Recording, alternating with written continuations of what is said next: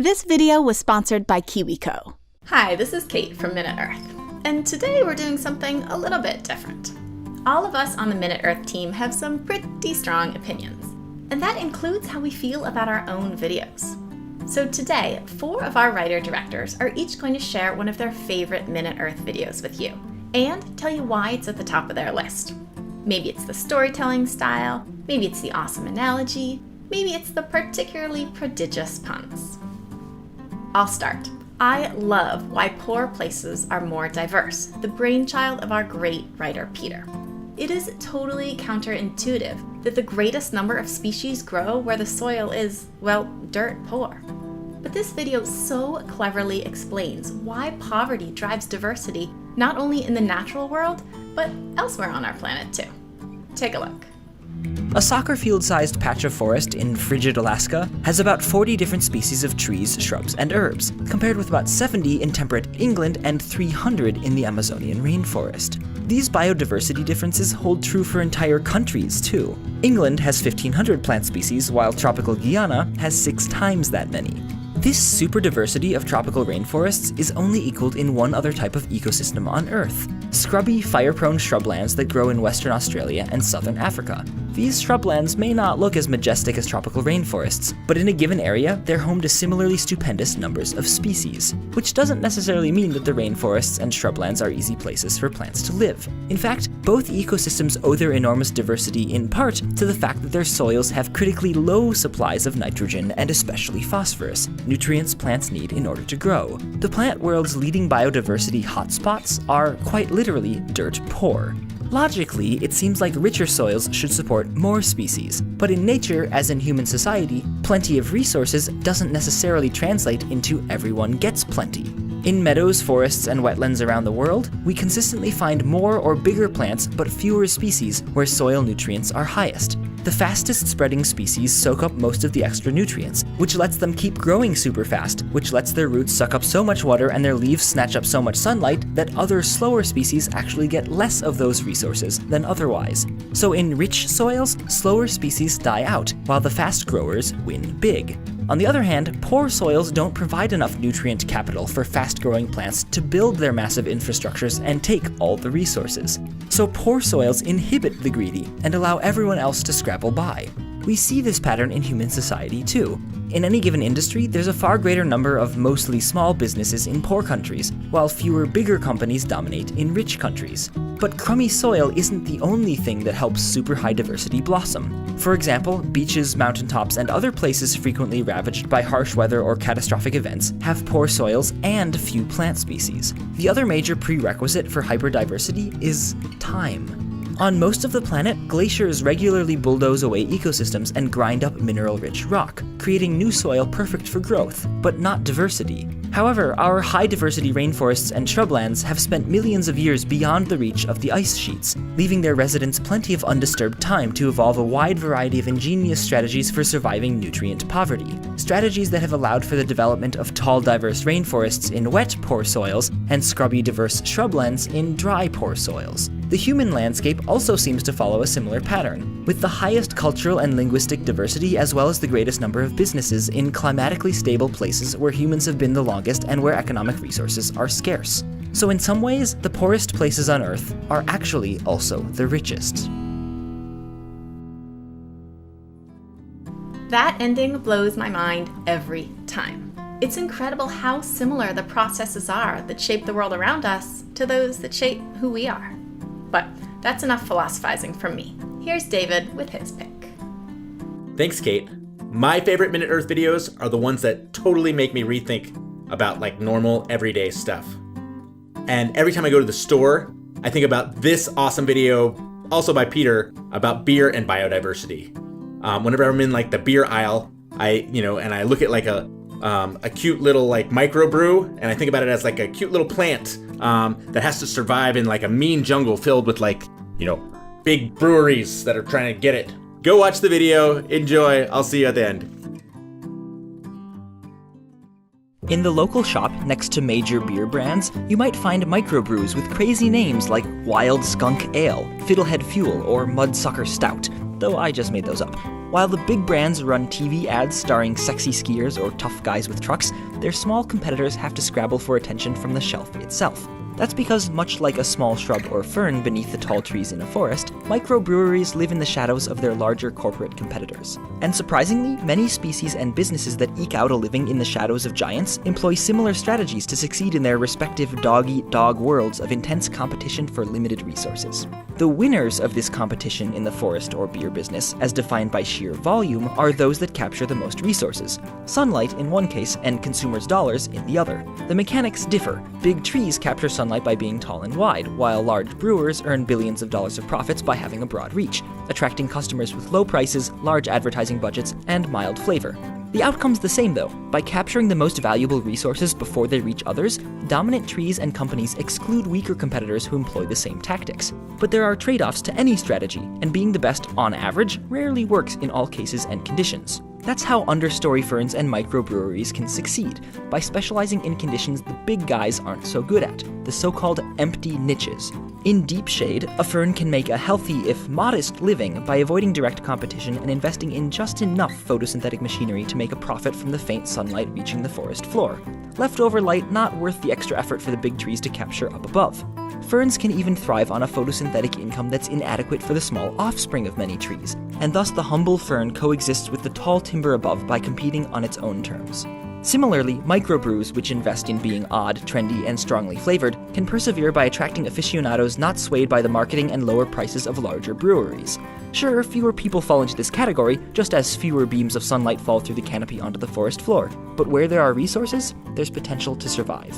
And survival is the goal of both ferns and firms, so it's not really that surprising that both nature and the economy, driven by the same kinds of competition, give rise to niches and diversification, to canopy and understory, in the forest and in the supermarket aisle. Have you guys ever noticed that canopy sounds like can-o-p? At any rate, I'm off to go find some fiddlehead fuel. Julian, you're up next. Thanks, David. One of my favorite videos is Kate's How We Evolved to Browse the Web. We humans think we're all that, and from the perspective of our command of global resources, we certainly are. But as this video points out, some of the things that we do that seem uniquely human, like hunting for memes on the internet, are not so different from how our fellow animals behave. Kate did an excellent job at looking at human behavior through a zoological lens. Check it out. Let's find some cat memes. This site looks good. Yeah, there's some funny kittas and some great cattos on here. But, well, the pickings are definitely getting slimmer. Maybe we should try another site. But that means we have to find another site. And we're already here, so should we stay or should we go? Well, it turns out that online, we forage for information just as, say, a chickadee forages for fruit. It has to choose which tree to visit and decide how long to nom there before abandoning it and finding another. Ecologists already have all sorts of models to describe how animals forage. And it turns out that one of these models, which explains how animals move between patches of food, also predicts how humans move between websites. Both you and the chickadee will forage in one place until the rate of reward you're getting there drops below what you think you're likely to get elsewhere. This calculation is subconscious, of course. You'll just notice the tree is getting bare and move on. But you're actually spending your time and energy in a way that gets you as much reward as possible. And that's something foraging animals and humans do all the time. For instance, we've found that chipmunks that take longer seed gathering trips bring back bigger hauls than those that take short ones. That makes sense. It's only worth spending lots of resources if you can score big. And a study of more than 400 robberies in the Netherlands found that the farther burglars travel to commit their crimes, the more expensive their loot tends to be. Researchers have even found that the longer we search for a romantic partner, the more likely that relationship is to last. Perhaps a bigger investment leads to a better payoff. We probably optimize like animals because we are animals. And in fact, we share critical decision-making circuitry.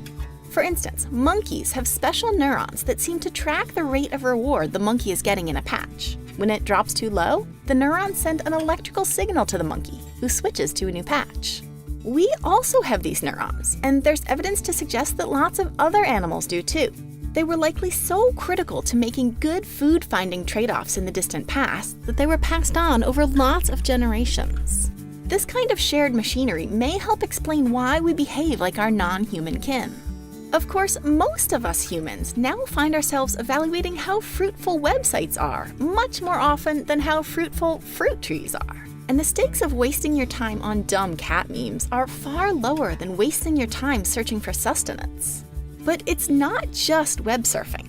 At what point do you move on from a lame TV show, or ditch the long line at the DMV, or give up on a job, or even a relationship that you're not that into? It turns out that the constraints and the underlying machinery that guide us in these everyday scenarios are likely the same as those that guide animals, which means that deep inside, we're all a little bird-brained. I'd like to personally thank your neurons for staying with us, and they chose wisely. Here's Henry with his choice. Awesome, Julian. One of my favorites is Why Is It Hot Underground, written and narrated by our former team member, the excellent Emily Ellert. What I love about this video is that it starts with a simple question, then takes us on a journey with lots of tantalizing false turns and dead ends, including some that people still get confused by. Silly radioactivity. And then it culminates in a truly modern explanation of our planet's thermodynamics. Spoiler, it's not a baked potato. Way back in the Middle Ages, miners began to notice that the deeper they dug into the Earth, the toastier it got. Who knows what they made of the heat? But the physicist Lord Kelvin, of temperature fame naturally, had a theory. Earth started off hot and has been cooling down ever since, like a baked potato pulled from the oven. What's more, Kelvin was confident that this idea would allow him to calculate the age of our planet. Imagine pulling 2 recently baked potatoes out of a freezer. One that's been in there for just a minute, the other for half an hour. The minute-old one would still feel like a hot potato, while the half-hour frozen spud would have cooled well below the skin. You'd have to poke all the way to the center to feel its residual warmth. And so in principle, you can tell how long ago a potato was cooked just by feeling how warm it is right beneath its surface. Which is exactly what Kelvin did, except with the Earth and scientific rigor. He took temperature measurements from the mines and put them into his calculations, and he got 20 million years, which is, of course, very, very wrong. Somehow, the hot temperatures just under Earth's skin made it seem to Kelvin that our planet was pretty much fresh out of its cosmic oven, when we now know that it's 4,500 million years old. Kelvin's error is usually attributed to the fact that he didn't know about radioactivity, which creates a ton of heat in Earth's core and helps keep the planet warm. But heat from radioactive decay moves so slowly through solid rock that taking radioactivity into account only improves Kelvin's estimate by, well, pretty much nothing. Kelvin's real oversight was in thinking of the Earth like a baked potato, a solid lump through which heat slowly diffuses. Earth's mantle, the thick layer between the crust and the core, is mostly solid, but it isn't rigid. In fact, the rock closest to the molten outer regions of the core gets so hot that it becomes slightly more pliable, like warmed candle wax. And like the hot air above a candle, the warm rock rises in convection currents over millions of years, spreading heat more evenly throughout the planet.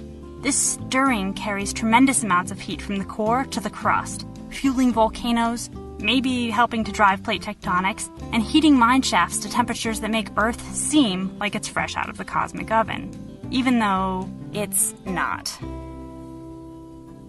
Alright, thanks Kate, David, and Julian for that trip down memory lane, and stay tuned, our illustrators are going to be doing the same thing coming up soon. Bye.